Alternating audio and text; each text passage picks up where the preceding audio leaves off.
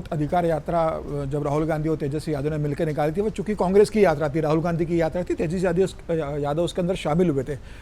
तेजस्वी यादव को लग रहा था कि भाई जिस तरीके से उस यात्रा में तेजस्वी यादव ने राहुल गांधी को 2029 में प्रधानमंत्री पद का दावेदार बता दिया था, तो उनको उम्मीद थी कि भाई सबसे बड़ा दल बिहार में आरजेडी है, तो आरजेडी को निश्चित रूप से राहुल गांधी प्रधानमंत्री के रूप में, मुख्यमंत्री के रूप में तेजस्वी यादव का समर्थन देंगे। और जो पत्रकारों ने स्पष्ट रूप से पूछा कि क्या तेजस्वी को मुख्यमंत्री के रूप में आप देखना चाहेंगे, घोषित करेंगे, राहुल गांधी ने उसका जवाब बहुत साफ नहीं दिया, उसको बच गए उस सवाल से। उसके बाद बिहार में जो कांग्रेस के प्रभारी है कृष्णा अल्लावरू, उन्होंने इस बात को खारिज कर दिया, उन्होंने कहा चुनाव के बाद तय होगा।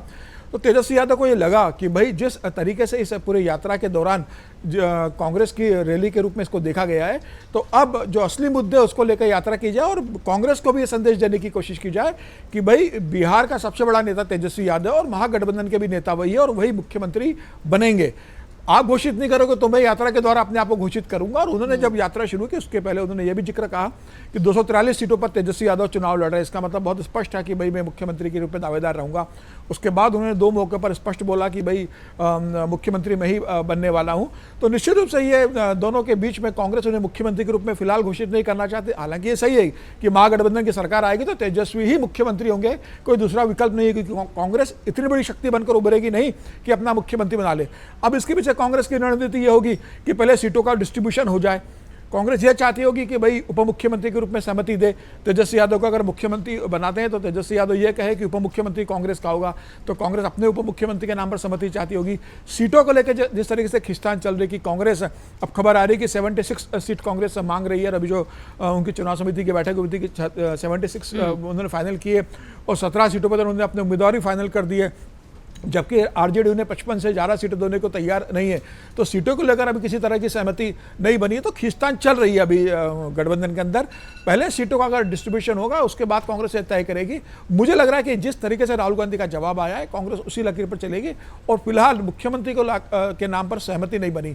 क्या ये चुनाव के पहले बनेगी, क्या ये टिकट डिस्ट्रीब्यूशन के पहले बनेगी, क्या यह चुनाव आयोग द्वारा अधिसूचना जारी होने के बाद इसकी घोषणा होगी?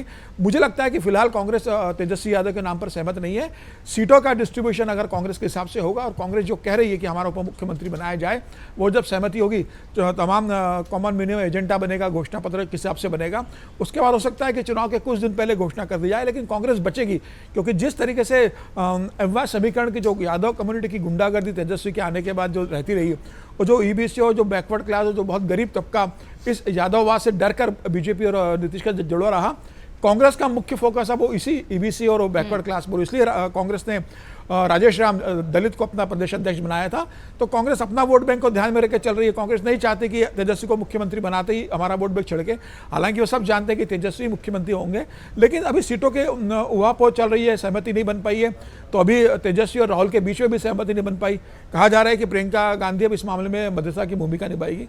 सहमति बनती है कि नहीं बनती है, मुझे लगता है ये बहुत मुश्किल इस दोनों के लिए होगी। लेकिन चुनाव के पहले लगभग ये सहमति तेजस्वी के नाम पर बनती दिख जा रही है। अगर आप ये वीडियो YouTube पर देख रहे हैं तो हमारे चैनल को सब्सक्राइब कर बेल आइकन दबाएं और Facebook पर देख रहे हैं तो हमारे पेज को लाइक करें।